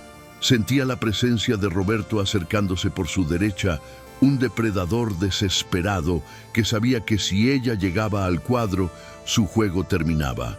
Pero Elena no corría solo por dinero o por justicia, corría por vindicación. Corría para demostrar que Carlos no se había equivocado al confiar en ella, para demostrarse a sí misma que podía salvar a su hija. La llave magnética ardía en su mano, lista para cumplir su propósito destructivo y revelador. Llegó frente a la chimenea, jadeando, con el corazón a punto de estallar. Roberto estaba a solo 3 metros, extendiendo la mano para agarrarla. Elena no dudó. Con un grito que liberó años de frustración contenida, clavó la llave en el lienzo, rasgando la tela con un sonido seco y doloroso que resonó por encima de la tormenta. No fue un acto de vandalismo, fue un acto de liberación. Al sentir el metal conectar con la placa magnética oculta tras la tela, supo que la virada había ocurrido. Ya no había vuelta atrás. El secreto de Villa Lirio estaba a punto de ser expuesto, y con él el destino de todos los presentes cambiaría para siempre. El sonido de la tela rasgándose fue seguido inmediatamente por un chasquido metálico sordo, como si un cerrojo industrial hubiera sido liberado en las profundidades de la pared. La llave magnética, ahora incrustada en el marco a través del lienzo roto, vibró con una fuerza invisible, conectándose con el mecanismo interno que Carlos había protegido con tanto celo. Roberto, recuperándose de la sorpresa inicial, rugió con una mezcla de furia y codicia, lanzándose sobre Elena con la fuerza bruta de un animal acorralado. El impacto lanzó a Elena contra la mesa de centro, derribando jarrones y libros, y el dolor estalló en su costado con una intensidad cegadora. Sin embargo, sus ojos no se apartaron del cuadro. Vio cómo el pesado marco dorado comenzaba a deslizarse lateralmente por sí solo, revelando milímetro a milímetro una superficie de acero cepillado que brillaba fríamente bajo la luz estroboscópica de la tormenta que ahora invadía la sala sin piedad. Roberto ignoró a Elena caída en el suelo y se abalanzó hacia el mecanismo expuesto, sus manos temblorosas intentando agarrar la llave magnética para acelerar el proceso o reclamar el descubrimiento como propio. Pero el sistema no respondía a la fuerza bruta. La llave estaba bloqueada magnéticamente en su carril y se movía a una velocidad constante y agonizante, dictada por engranajes hidráulicos que no podían ser apresurados. Gritó frustrado, golpeando el acero con los puños, mientras la lluvia que entraba por las ventanas rotas comenzaba a empapar la alfombra y a volver el suelo peligrosamente resbaladizo. La casa parecía estar llorando o sangrando agua, y el viento aullaba a través de la habitación, agitando las cortinas rasgadas como banderas de un ejército derrotado, creando un caos sensorial que dificultaba pensar o planear. Desde el pasillo oscuro, el corredor emergió tambaleándose, con el rostro enrojecido por la irritación química del vinagre y fragmentos de vidrio clavados en la frente, emanando una violencia asesina. Ya no era un asesor ni un matón a sueldo, era una amenaza letal fuera de control. Vio a Sofía que intentaba llegar hasta su madre y la interceptó con un movimiento rápido y brutal, agarrándola por el cabello y tirándola hacia atrás sobre el sofá. Sofía gritó, un sonido agudo que atravesó el estruendo de los truenos, y comenzó a luchar con una ferocidad desesperada, clavando sus uñas en los brazos del hombre, usando cada gramo de su fuerza para evitar ser estrangulada. La escena se convirtió en una pelea callejera en medio de un salón señorial, la civilización desmoronándose bajo la presión de la supervivencia básica. Elena, aturdida y dolorida, escuchó el grito de su hija y el instinto maternal anuló cualquier miedo físico. Se levantó del suelo, ignorando las costillas magulladas, agarrando una pesada estatuilla de bronce de la mesa caída. No miró a Roberto, quien seguía hipnotizado por la apertura lenta de la caja fuerte. Su objetivo era el hombre que estaba lastimando a su hija. Con un grito gutural, Elena descargó el bronce sobre el hombro del corredor. El impacto resonó con un crujido de hueso. El hombre soltó a Sofía con un alarido de dolor y sorpresa, girándose hacia Elena con los ojos desorbitados. Sofía, liberada momentáneamente, rodó por el suelo y agarró el atizador de la chimenea que había quedado olvidado en la alfombra, lista para defender a su madre. La distracción permitió que el mecanismo de la pared completara su primera fase. El cuadro de los Campos Elíseos cayó finalmente al suelo con un estrépito pesado, quedando boca abajo como un cadáver descartado. En su lugar, la pared reveló una puerta circular de acero macizo, similar a la escotilla de un submarino o la entrada de una bóveda bancaria de alta seguridad. Tenía una rueda de apertura en el centro y una pantalla digital negra que parpadeaba esperando una entrada final. Roberto, al ver la magnitud de la bóveda, se olvidó de las mujeres y del peligro. La promesa de una fortuna incalculable que salvaría su vida borró cualquier otra prioridad. Se aferró a la rueda de acero, intentando girarla, pero estaba bloqueada electrónicamente. El sistema de seguridad de la casa, detectando la apertura de la capa exterior de la bóveda y la presencia de intrusos violentos, quizás por sensores de movimiento o ruido, reaccionó con una contramedida que nadie esperaba. Una sirena ensordecedora comenzó a sonar dentro de las paredes y persianas de seguridad de metal corrugado comenzaron a descender automáticamente sobre todas las ventanas y puertas de la planta baja. Carlos había diseñado la casa para convertirse en un búnker impenetrable en caso de amenaza, atrapando a todos los ocupantes dentro. El ruido de las persianas bajando añadió una capa de terror claustrofóbico. La ruta de escape se estaba sellando, convirtiendo el salón en una jaula de 1900. acero y hormigón, donde tendrían que matar o morir. El corredor, al ver que las salidas se cerraban, entró en pánico. Sacó una pistola automática de debajo de su chaqueta, un arma negra y fea que cambió instantáneamente las reglas del juego. Apuntó a Elena, gritando para que detuviera la sirena, su voz apenas audible sobre el caos acústico. Roberto, dándose cuenta de que un disparo podría dañar el panel de control de la bóveda o detonar algún sistema de seguridad adicional, se interpuso, parcialmente, gritándole a su propio hombre que bajara el arma. La alianza entre los criminales se fracturó bajo la presión. El miedo a morir encerrados y la codicia por el tesoro crearon un triángulo de tensión insostenible entre los 4 ocupantes de la sala. Elena miró la pantalla digital de la bóveda sobre el hombro de Roberto. Mostraba un cursor parpadeante y una solicitud de 6 dígitos. Recordó el diario, los números que no tenían sentido antes, las fechas que no encajaban. De repente, en medio del terror, su mente hizo la conexión que Carlos había esperado que hiciera. No era una fecha. Eran las coordenadas geográficas exactas de Villalirio, los números que definían su lugar en el mundo. Carlos siempre decía que la respuesta estaba donde uno plantaba los pies. Elena sabía esos números de memoria por los antiguos levantamientos topográficos que había ayudado a revisar años atrás.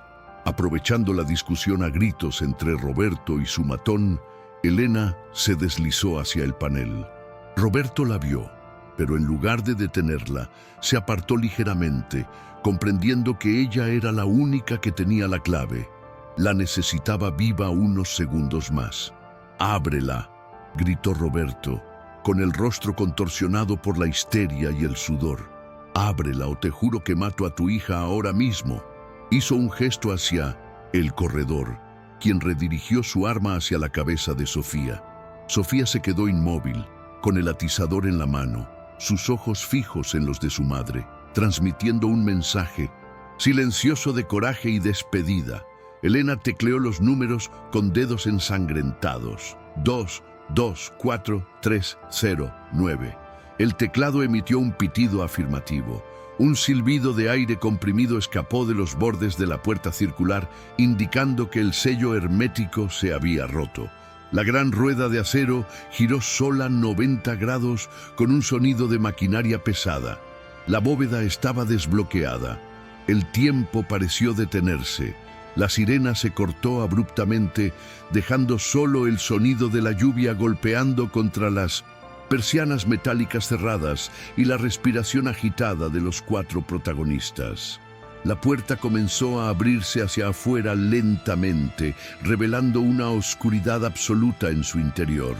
Roberto empujó a Elena violentamente hacia un lado, lanzándola contra la pared, y se posicionó frente a la abertura creciente, con los ojos brillando de anticipación enfermiza. Esperaba ver pilas de billetes, barras de oro o quizás diamantes. El corredor bajó el arma ligeramente, acercándose también, atraído por el magnetismo de la riqueza inminente. Sofía corrió hacia su madre, ayudándola a levantarse, ambas retrocediendo hacia la chimenea, sabiendo instintivamente que lo que saldría de esa bóveda no era una bendición, sino una sentencia. Elena sabía que Carlos no guardaba dinero en efectivo. Carlos guardaba verdades, y las verdades de Carlos solían ser explosivas. La puerta de la bóveda se abrió completamente. No había estantes con oro. El interior era una pequeña habitación blindada, no más. Grande que un armario, iluminada por una luz roja de emergencia que se encendió automáticamente. En el centro, sobre un pedestal metálico, había un único objeto, un servidor informático masivo, con luces parpadeantes y unidades de disco duro zumbando, conectado a una impresora matricial antigua que comenzó a escupir papel frenéticamente en el momento en que la puerta se abrió. Y junto al servidor, un dispositivo con una luz LED roja que mostraba una cuenta regresiva de 30 segundos.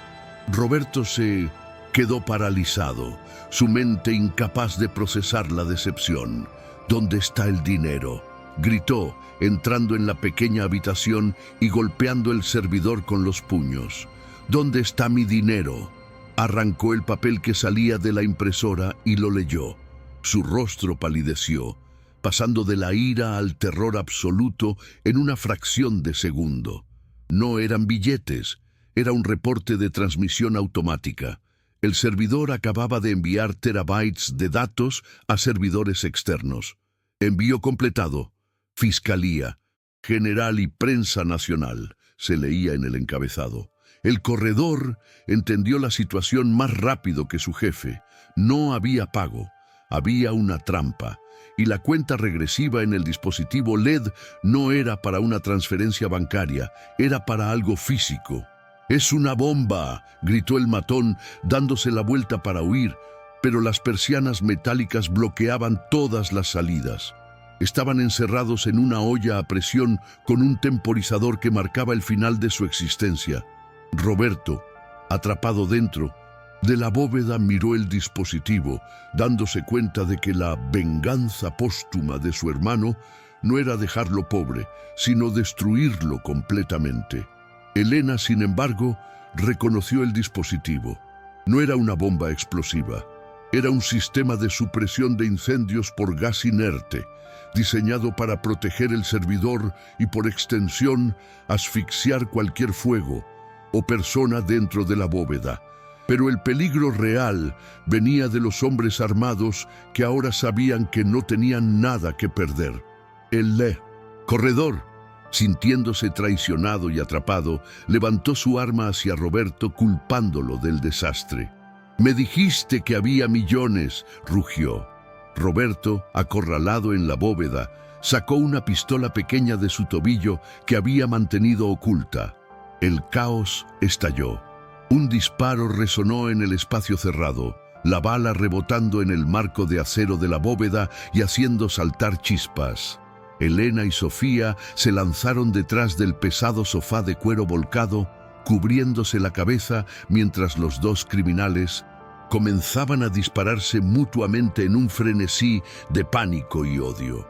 La impresora seguía escupiendo hojas de papel que volaban por la habitación como confeti macabro, cada página una prueba detallada de los crímenes de Roberto, flotando en el aire cargado de pólvora.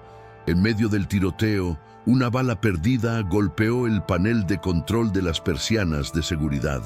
Hubo una explosión de chispas eléctricas y el sistema falló. Una de las persianas metálicas, la que cubría el gran ventanal frontal, se atascó y comenzó a subir erráticamente, dejando entrar ráfagas de viento y lluvia y revelando las luces azules y rojas que giraban en la distancia, acercándose por el camino de entrada. La transmisión de datos de Carlos no solo había enviado pruebas, había activado una alarma silenciosa de prioridad máxima en la estación de policía local desde el momento en que se abrió la bóveda. Roberto, herido en el hombro, vio las luces de la policía. Su mundo se colapsaba. Miró a Elena, escondida tras el sofá, con una mezcla de odio puro y reconocimiento. Sabía que estaba acabado, pero su narcisismo le impedía irse solo. Salió de la bóveda, ignorando a el corredor que yacía en el suelo, agarrándose el estómago, y caminó hacia Elena y Sofía con el arma levantada. Iba a ejecutar su última voluntad. Si él no tenía la casa, nadie la tendría. Elena vio la sombra de Roberto acercarse. Miró a su hija, vio el terror y la juventud que merecía vivir. Sintió la empuñadura fría de la palanca roja que aún tenía cerca. No había tiempo para más trucos, ni acertijos, ni mecanismos. Solo quedaba la confrontación final. Elena se puso de pie lentamente, saliendo de su cobertura, levantando las manos vacías para atraer la atención de Roberto, alejando la línea de fuego de Sofía. Roberto sonrió con los dientes manchados de sangre. Inteligente hasta el final, ¿verdad, Elena?, escupió, apuntando a su pecho. El trueno sacudió la casa una vez más, sincronizado con el latido final de esta carrera contra el tiempo. Todo se redujo a ese instante. La viuda frente al verdugo, el legado de Carlos expuesto y la certeza de que el verdadero tesoro de Villalirio estaba a punto de ser defendido con sangre. El cañón de la pistola osciló peligrosamente en la mano de Roberto, apuntando al pecho de Elena, mientras el agua de lluvia que entraba por la ventana rota se mezclaba con la sangre que manchaba su camisa de seda. El estruendo de la tormenta parecía haberse sincronizado con la violencia dentro del salón, creando una cacofonía que aislaba a los protagonistas en una burbuja de tensión mortal. Roberto no disparó de inmediato.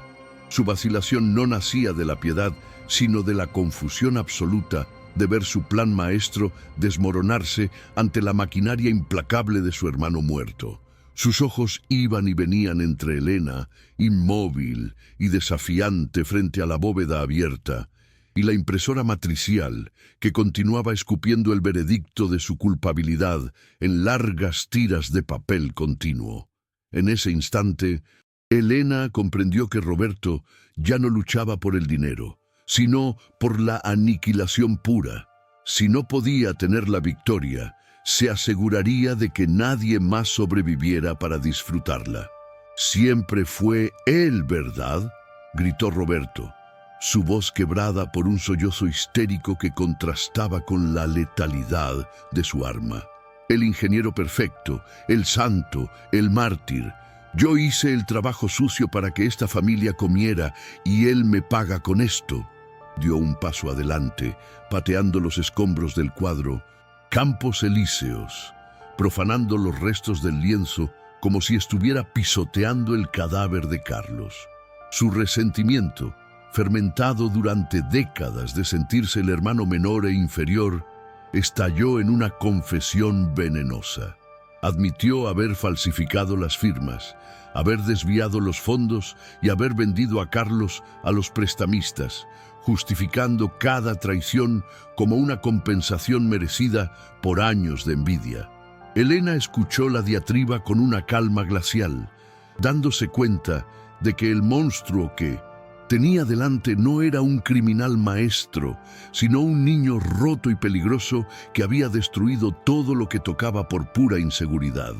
Aprovechando la ceguera emocional de Roberto, Sofía se movió imperceptiblemente detrás del sofá volcando, reptando sobre los cristales rotos con un sigilo que desafiaba su propio miedo. Sus manos, antes acostumbradas a sostener bolígrafos y expedientes, buscaron a tientas en el suelo empapado hasta encontrar el atizador de hierro forjado que había perdido durante la pelea anterior. La abogada había desaparecido, reemplazada por una hija que veía a su madre en la línea de fuego. Sofía sabía que no tendría la fuerza física para ganar un combate directo, pero tenía el elemento sorpresa y la desesperación de quien defiende su manada. Cruzó una mirada fugaz con Elena, un microsegundo de comunicación telepática donde la madre entendió la intención de la hija y se preparó para actuar de cebo, manteniéndose firme para fijar la atención del tirador. Elena dio un paso deliberado hacia la derecha, alejándose de la bóveda para exponer el servidor, ofreciéndole a Roberto un nuevo objetivo para su ira. «¿Vas a dispararme, Roberto? ¡Hazlo!», desafió Elena, alzando la voz por encima del trueno.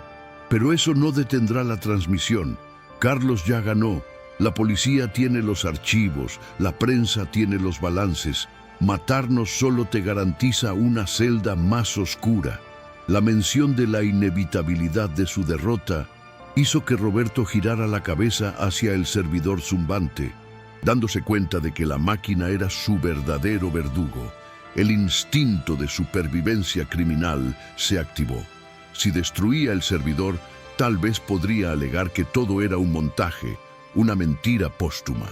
Rugiendo de frustración, cambió el ángulo del arma, apuntando hacia la electrónica delicada dentro de la bóveda. En el momento en que Roberto desvió la mirada y el arma, Sofía emergió de las sombras como una exhalación, blandiendo el atizador con ambas manos. El golpe no fue técnico, pero fue brutal, impactando en el antebrazo herido de Roberto con un sonido seco de metal contra hueso. El disparo se desvió, la bala impactando contra el techo de yeso en una lluvia de polvo blanco, y el arma salió volando de su mano, deslizándose por el suelo encerado hacia la oscuridad del rincón.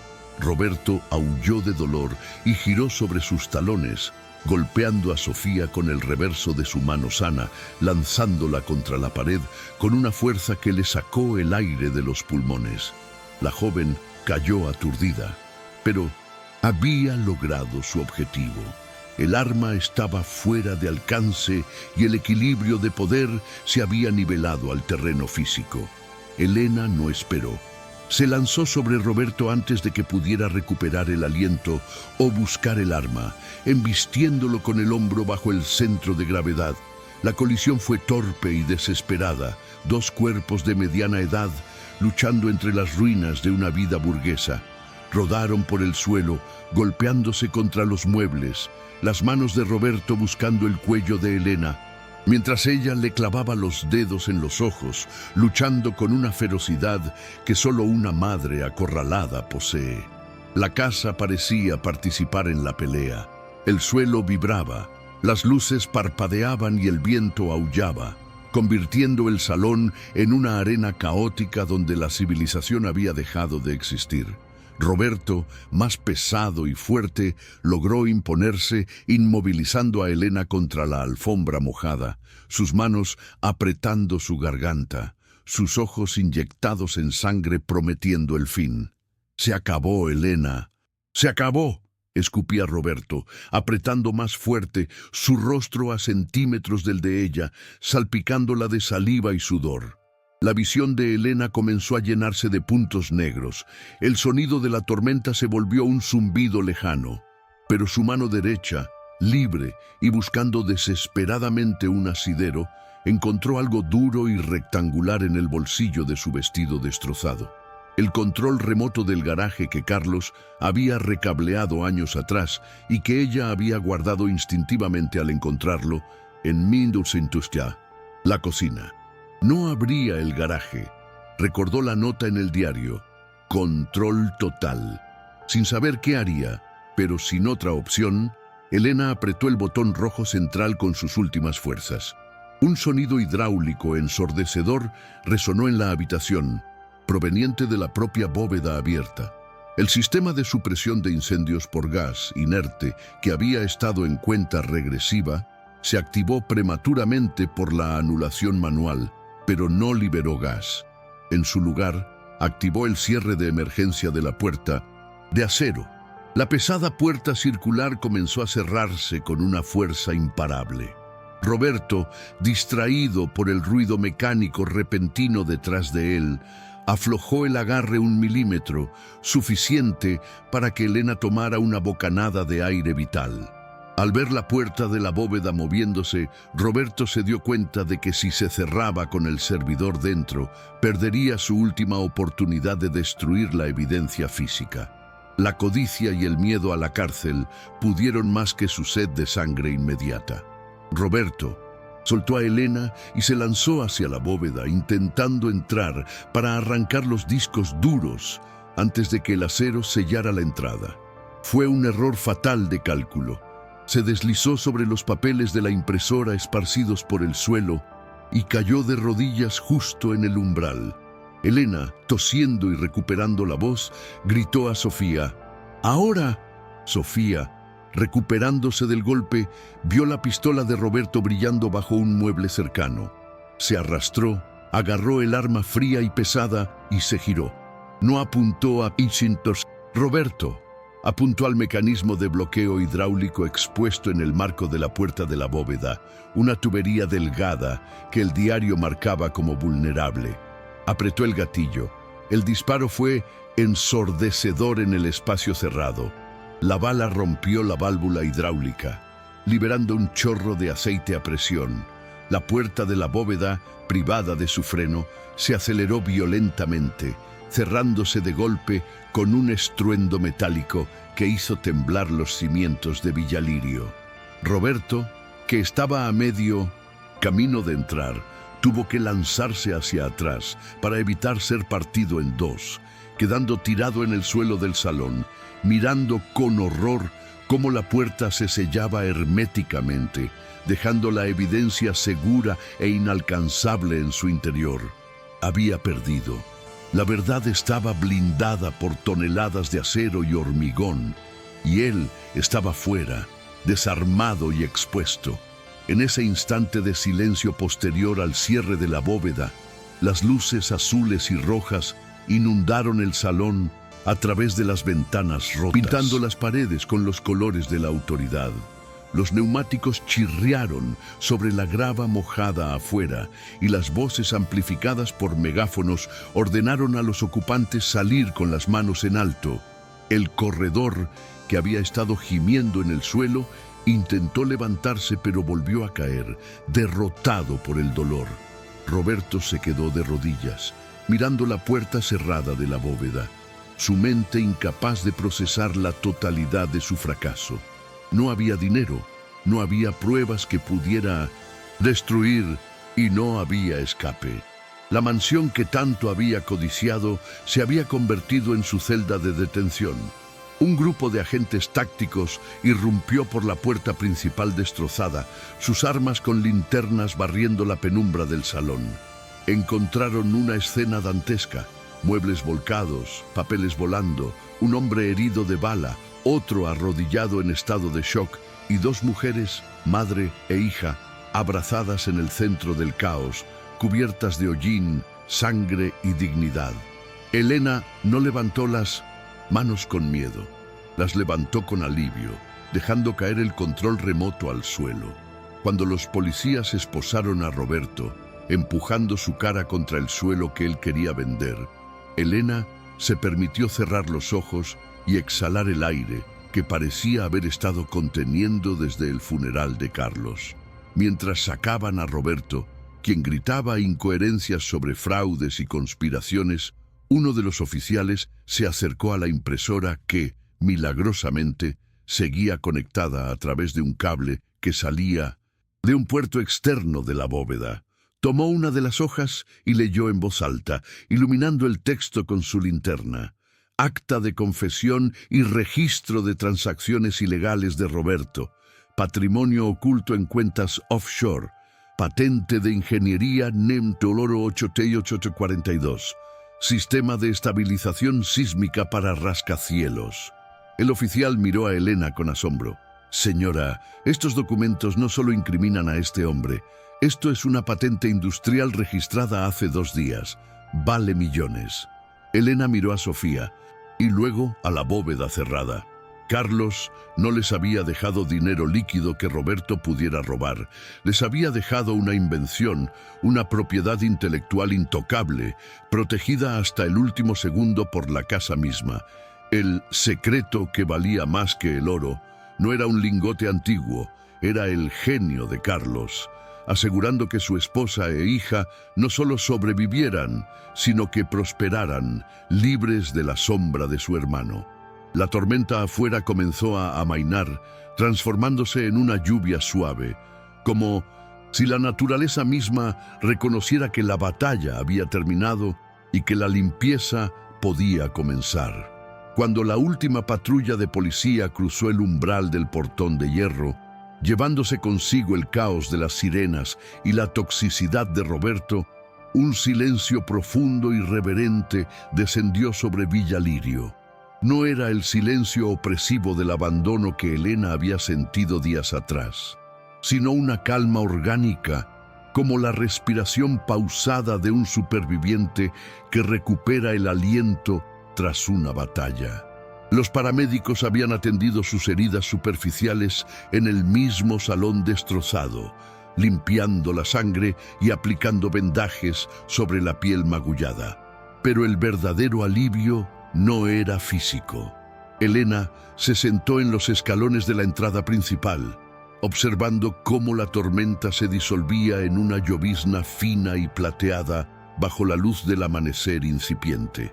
La casa estaba herida, con ventanas rotas y paredes perforadas, pero por primera vez en años se sentía inexpugnable, no por sus cerraduras, sino por la verdad que ahora habitaba en ella sin miedo.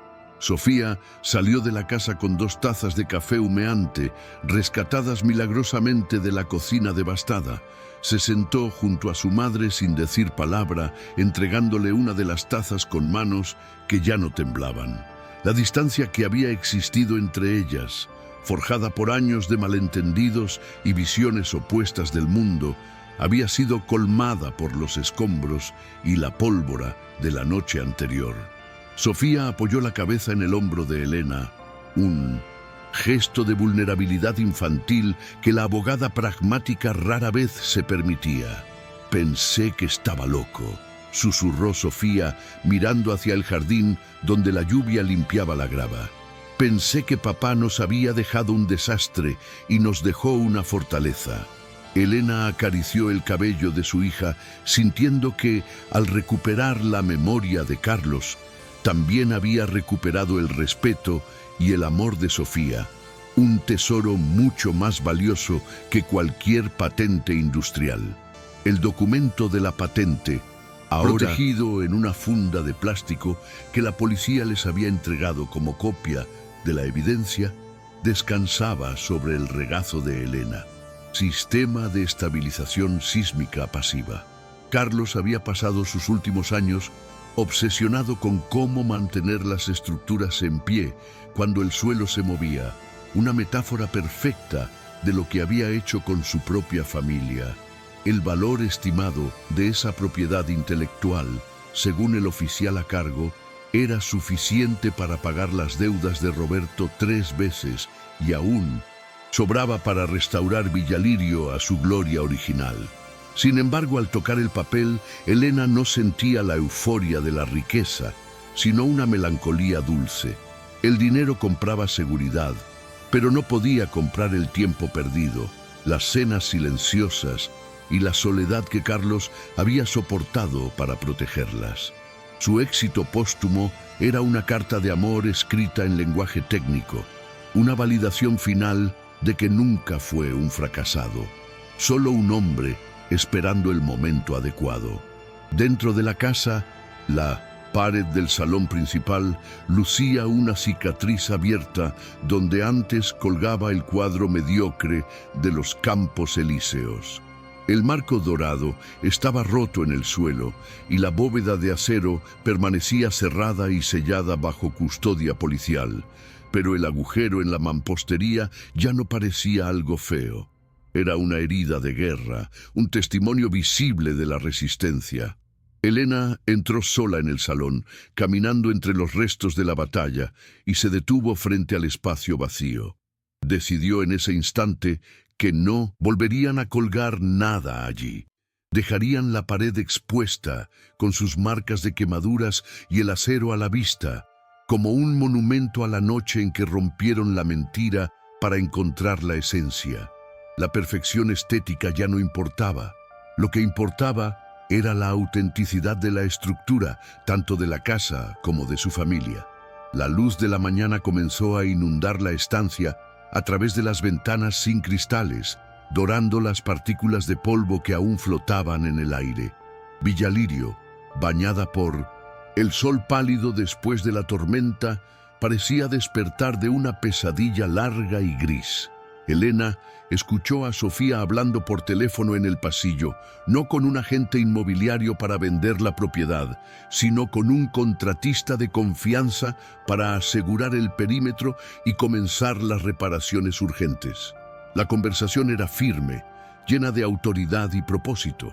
La hija que quería huir se había convertido en la guardiana, y la madre, que se sentía víctima, se había transformado en la matriarca.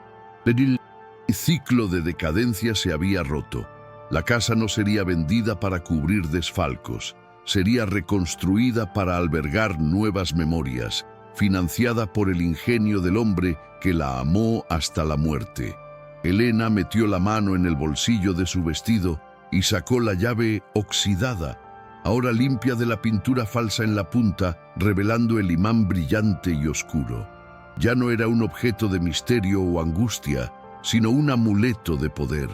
Carlos le había dado la herramienta para salvarse, pero había sido ella quien tuvo el coraje de usarla, de rasgar el lienzo y enfrentar al monstruo.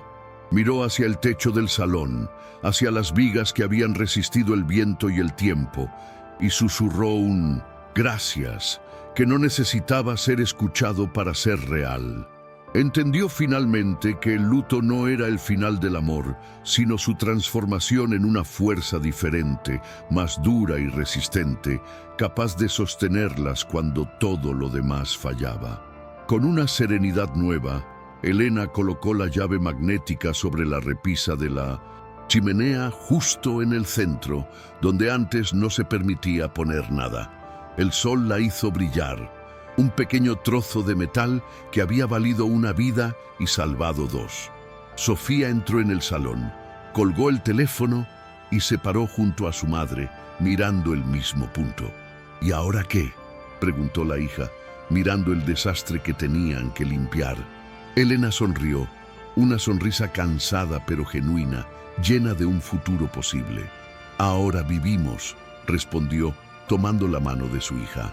Afuera, los pájaros comenzaban indiferentes a la violencia pasada, celebrando simplemente que la tormenta había terminado y que la casa, invicta, seguía en pie.